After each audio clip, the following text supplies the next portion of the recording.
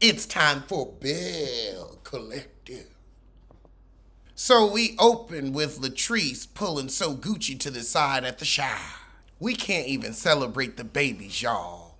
So Latrice is calling her out on being nicer to Marie at the little fitness function than she was to her. However, Gucci is upset that Latrice closed with somebody else and didn't even have the decency to let her know. She said, I've pulled back and I'm staying back till I calm down. Latrice, you're not getting it. It wasn't so much that you went with a different broker, it's that you went behind her back after wasting her time. Over at the salon, Akisha dropped by. However, her assistant's whining to her how bad it's been going living with Latrice and Cliff. You see, the problem is Latrice. She ain't paying you enough to go to a dentist, and she ain't paying you enough to get your own apartment. This heifer using you. This is why Cliff don't like your assistant behind. You in here telling Akisha, oh, I'm seeing more than I'm used to seeing, and telling her how Cliff treats her. That ain't your marriage, it ain't your business. Tend to yours. Where's your man? Where's your utopia? Now you say you're unsubscribing from their drama, but you telling Akisha and the world they ain't sleeping in the same room. So Latrice pimping out this zaddy too. That's why he always running up after her, because he's like, well, she ain't giving me none, but she getting it from somewhere. What I tell you about them sexless marriages. Akisha give him some good advice and say, you better get a new job. Cliff doing too much. Ladyisha's still upset that Tamara didn't want Akisha in the group message. And then she tried to play dumb by saying, oh, Ladyisha misunderstood. She ain't misunderstood nothing. You're a liar. But Tamara across town is meeting Marie for lunch. Marie, you better rock the hell out of that shortcut. I think Marie might be one of my favorite reality stars. So Marie says, we think you're lying and you're untransparent. Whenever we ask you a question, you dip and dodge. You get your little Kim on. Tamara doesn't know why the girls don't think she's being honest.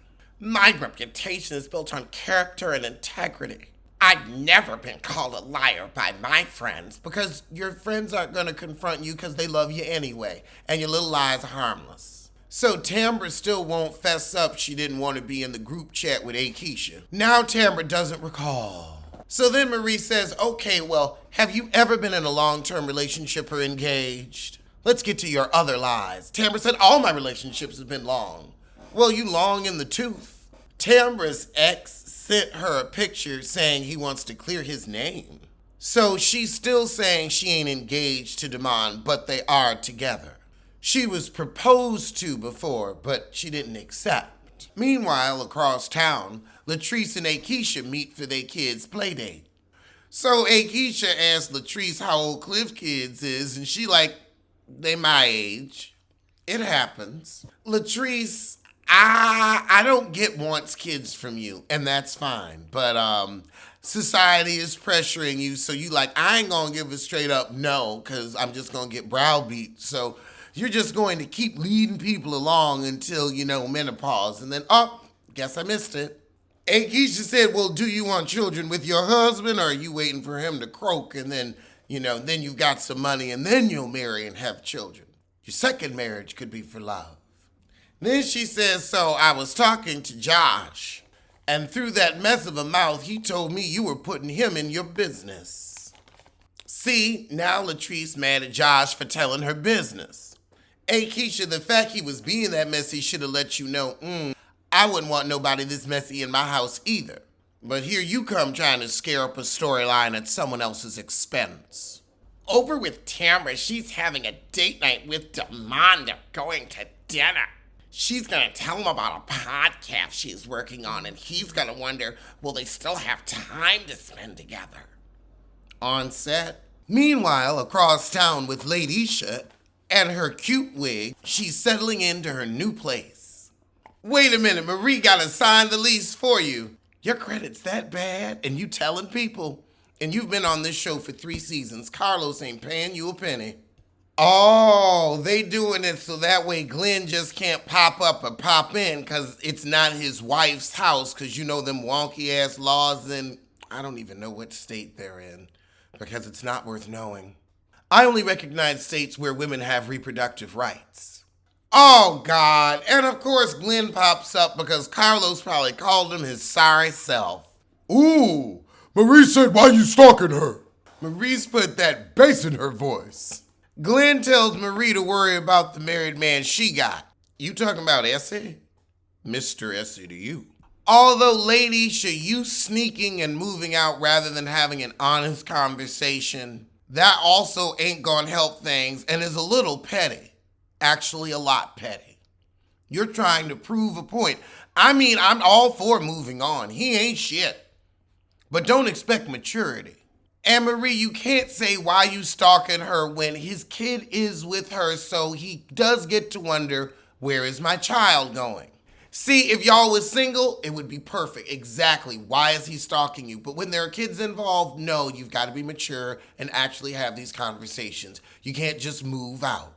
So now she ain't gonna take this apartment. Child, you see, I could really feel these emotions if it didn't feel so set up by production. I mean, saying the shit's fully furnished. We're supposed to buy it. Then, you give us Glenn's backstory and, oh, he's battling these issues and that issues. Also, you can't move out with somebody's kid and not let them know, oh, hey, my kid's living over here now. No matter how contentious it is between y'all. You know what that's called? Kidnapping. Well, child, that was the shit, and I'ma see you soon. For Huntsville. Okay, let's do a trailer review for Cobweb. So, we got this little boy sleeping. He hears something knocking on the wall in the middle of the night. So then he knocked back on the wall, and the thing knocked back. He wake up, his mom telling him it was just a bad dream. So he keeps hearing this knocking, scaring his parents. They getting irritated. So then he's drawing stuff in class of him in a dark room saying, help me. Child, then the mama turned ghost. They got a whole bunch of pumpkins in the backyard. The parents seem like they in on it. The teacher come home to do a visit. Okay, then there's something about family secrets coming out. The teacher get attacked. We don't know if she lives. She black, so she might make it. It come out July 21st. I ain't rushing to the theater to see that. Let's check out the channel. So it looks like we've got some mercenaries. They're seizing an office. And so I guess this is about them running their little gang. And this is pretty boring. It's just a bunch of shoot 'em up. I ain't peeping at that either. Don't grab my pussy. Don't grab my pussy. I'm your cameraman. I don't want to be anything more to you. I swear. Don't grab my pussy. I'm not attracted to you. You look like Yoda and the Gollum.